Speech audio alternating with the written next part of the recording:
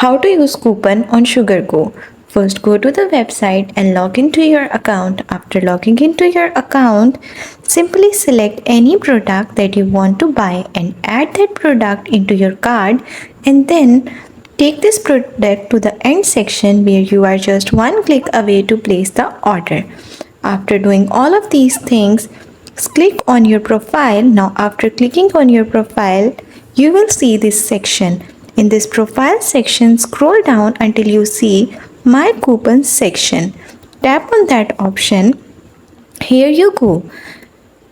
You can see all the coupons here. You can use any one. Suppose I want to use this one, so you just have to click on it and use it. It will automatically take you to your orders which you have not placed, so it will also contain your placed or non-placed order. That's all. Thank you for watching.